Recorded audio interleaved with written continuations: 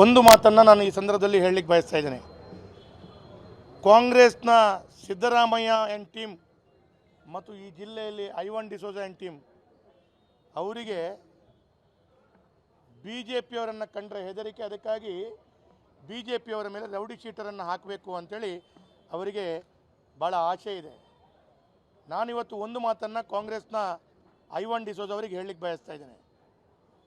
ಸ್ವಾಮಿ, ಭಾರತೀಯ ಜನತಾ ಪಾರ್ಟಿಯ ನಾವು ಕೂಡ ಅಧಿಕಾರದಲ್ಲಿ ಇದ್ದವರು.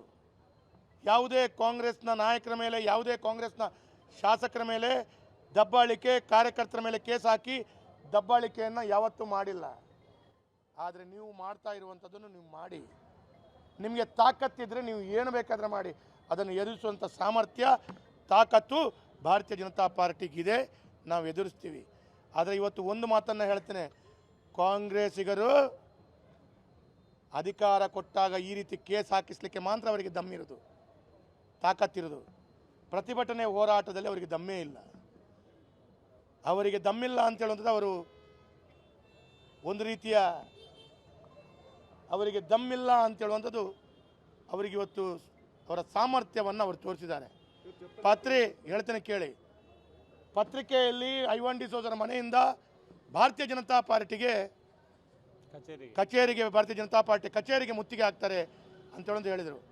ಪೊಲೀಸರ ಅನುಮತಿಯಲ್ಲೇ ಕಂಕನಾಡಿ ತನಕ ಪಡ್ಕೊಂಡು ಕಚೇರಿಗೆ ಮುತ್ತಿಗೆ ಹಾಕ್ತೀರಿ ಅಂಥೇಳಿ ನಿಮ್ಮ ಪೊಲಿಟಿಕಲ್ ಡ್ರಾಮಾವನ್ನು ಮಾಡಿದ್ದೀರಿ.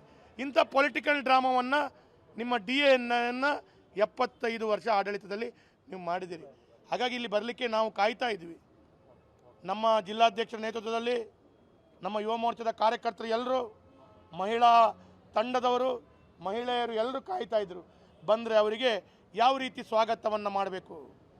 ಕಾಂಗ್ರೆಸ್ನ ಕಳ್ಳ ಪುಡಾರಿಗಳು, ಕಳ್ಳರು, ಪಟಿಂಗರು, ಲಫಂಗರು ಅವರ ಆಡಳಿತದಲ್ಲೇ ಬಸ್ಸಿಗೆ ಕನ್ನಡಿ ಹಾಕಿ ಹೊಡೆದು ಬಸ್ಸನ್ನು ಪುಡಿ ಮಾಡುವಂಥ, ಮಹಿಳೆಯರಿಗೆ ಹಲ್ಲೆ ಮಾಡುವಂಥ ಕಾಂಗ್ರೆಸ್ಸಿಗರು ಬಂದರೆ ಯಾವ ರೀತಿ ಅವರನ್ನು ಸ್ವಾಗತ ಮಾಡಬೇಕು ಅಂತೇಳುವಂಥದ್ದನ್ನು ನಮ್ಮ ಇಲ್ಲಿಯ ಎಲ್ಲ ಕಾರ್ಯಕರ್ತ ಬಂಧುಗಳು ನಾವು ತಯಾರಾಗಿದ್ವಿ.